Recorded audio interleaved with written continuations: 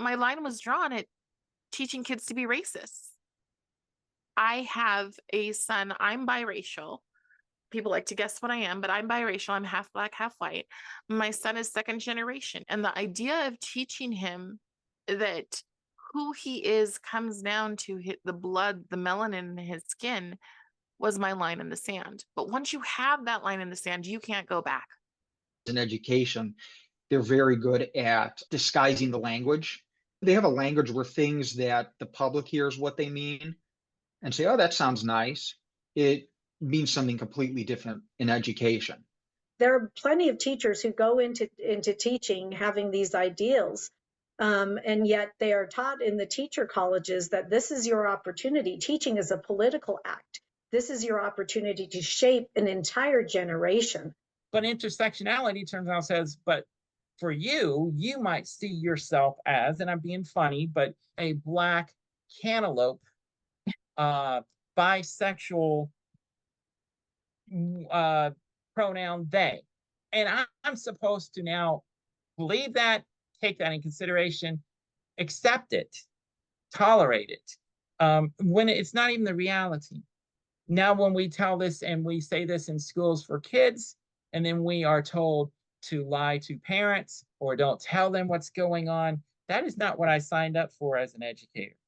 That's great. The parents send their kids to school, but then I get them alone. I get to close the door and I get them alone, and nobody knows what's happening behind those closed doors. A lot of teachers don't see it as like, I'm indoctrinating students, but I'm teaching them the truth. If you don't have the humility to ask yourself, is this the truth? You know, the irony is that a lot of these teacher trainings are about like examining your own biases. One bias the teachers need to examine is their ideological bias. And I didn't leave quiet.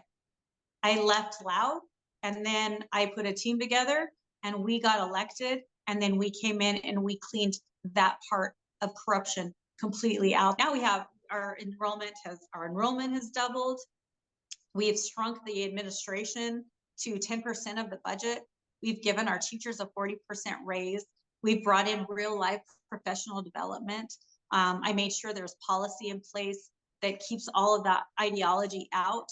Our teachers wrote their own curriculum. In order to get the votes that they need, or at least this is what they tell themselves, if I want to get the votes necessary to have my bill passed, I have to get these people on board.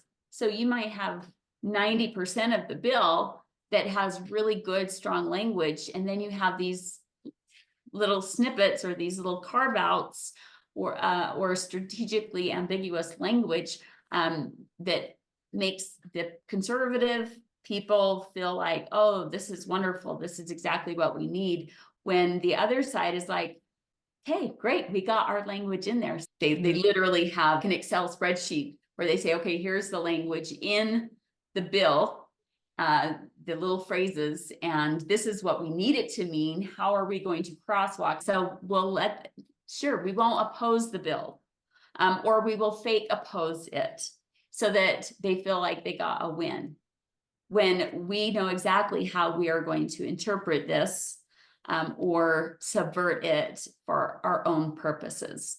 And they do it like clockwork. I remember going to a meeting from my church women's group, and there was a man speaking and saying, all you need to do is teach your family the gospel. And they ended up, closing with a closing prayer. And I was like, they need to do more than that. We are required to do more than that. So I got up, I took the microphone while everybody had just like, who is this crazy lady getting up here? And I said, there's more that we need to do to save our families. And I had just come from California, so I was new in our congregation. And I don't know how that, I was a crazy lady from there on out, because who gets up after the meeting's over and starts announcing to everybody with tears streaming down my face, and that we have to do more. And then I went and I cried for 3 hours. But this is significant because from the depths of my sorrow because I'd seen the crap they were going to push on them. So most people don't know what this is, but because I just come from California, seeing what they were going to do, I'm like a barking dog saying, I've seen it, I've seen it, I've seen it. And they're like, and they can't see on the other side of the fence. I just started reaching out to principals and school board members and the school librarians, just thinking, of course, once they know, they'll want to pull these books. Obviously, they're not good for our students. And the pushback that I got from a lot of people that are great, they're very nice and polite people, but there was so much resistance to moving forward.